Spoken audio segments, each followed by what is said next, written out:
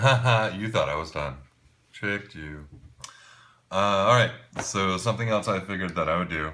I'm not going to go through everything that came because, I mean, like, this is all wonderful stuff, but I'm not going to go through it all. But I did want to actually open the core box and the limited engagement box.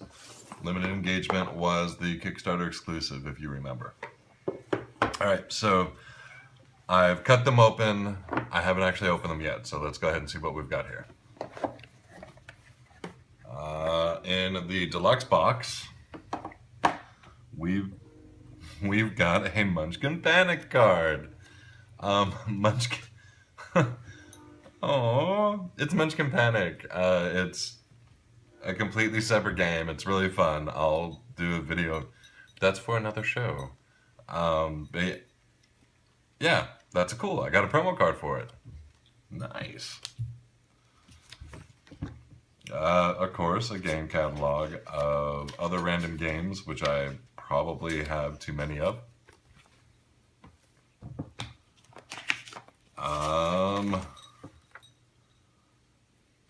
A Munchkin, an ad for Munchkin Panic and for joining their newsletter.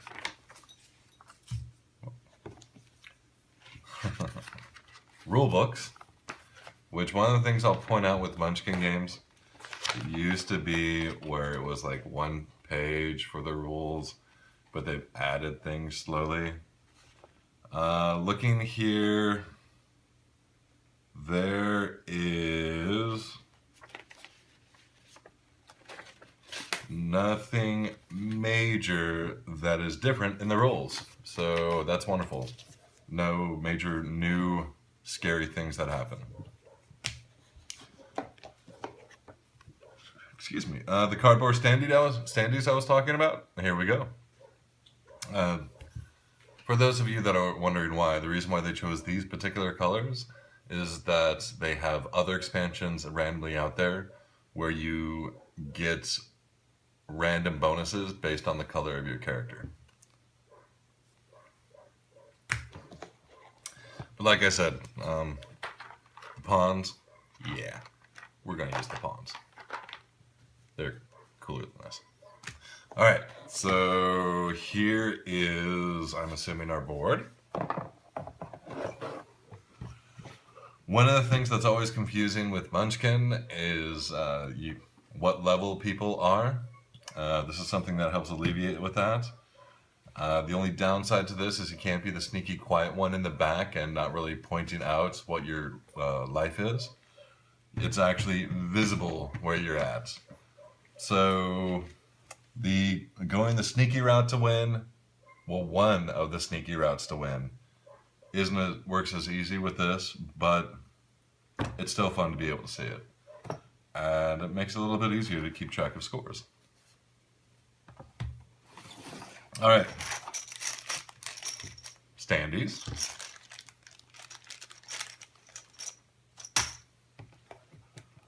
And another Munchkin die. The Munchkin die, where the one is Spike. And if you don't know who Spike is, that's another story. Another show.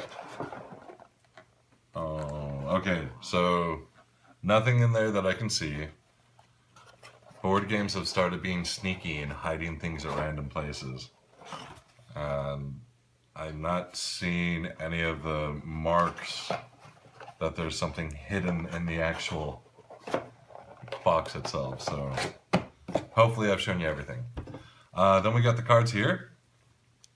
We've got treasures and doors. I'll let you see what two of them are. Call monsters from the vasty deep.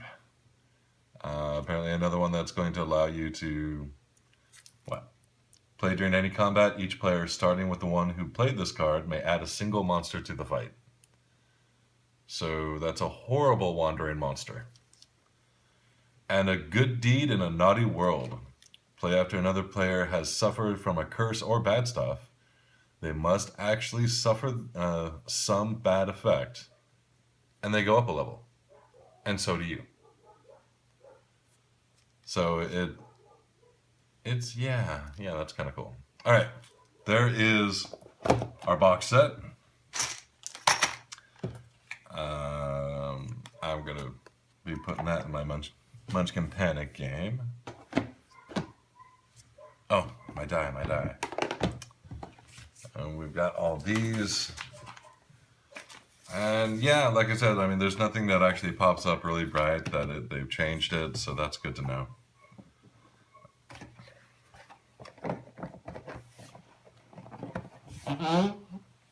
This is the first deluxe Munchkin set that I have, so I'm gonna have to decide if I like the larger box. I mean, it has the board, which I really like, but the box gaming room in my gaming shelves currently is at a premium. Box room. All right, now we have Munchkin Shakespeare Limited Edition, the funded on Kickstarter exclusive for at least a couple years. Rules. Okay, already. This has added some new stuff. No, it's not added a lot of new stuff. It's added stuff from other games. We've got the dungeons. The dungeons are the area fucked that I mentioned before. The first time I saw that was in Munchkin Cthulhu. We've got portals, which are special types of doors. The doors go hand in hand with the dungeons. It's how you actually go from one dungeon to another. Setting up portals. Talks about bookmarks. They're bookmarks. They all have different powers. Talks about pawns. Coin. Talks about a coin. I will show you that in a minute. That is kind of cool. All right. So those are the rules on that. We've got another catalog of Steve Jackson games. We've got another coloring book. If someone wants a coloring book, comment below and we'll see what happens. We've got bookmarks. Tragic miscalculation and comic misadventure. Bookmarks are really cool. They're one of the easiest things to get in promos. When you go to a demo and there's someone there running Steve Jackson games or something like that, bookmarks are really easy to get. And they have rules on the back because everything has rules on how they affect it. But it gives them some effects. It's kind of cool.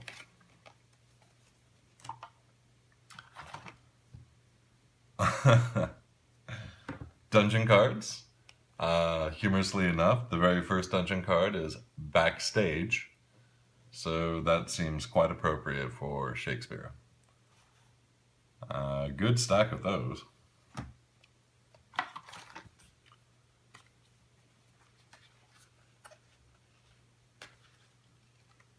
A journal. I may have to start keeping a tally of games played with this and who wins and who doesn't, but a nice little cute little journal that I can tuck stuff into. That's kind of nice. The coin it was talking about, Munchkin Shakespeare coin. It's an actual, it's a weighty coin. I mean, it's not super heavy, but it's not incredibly light. And there are some rules for the coin in the rule book. I've never been able to get a hold of one of the coins myself, so I don't know exactly how those rules work. That's something I'll have to look. That's something I'll have to look over before I actually play with the coin. But that is really nice.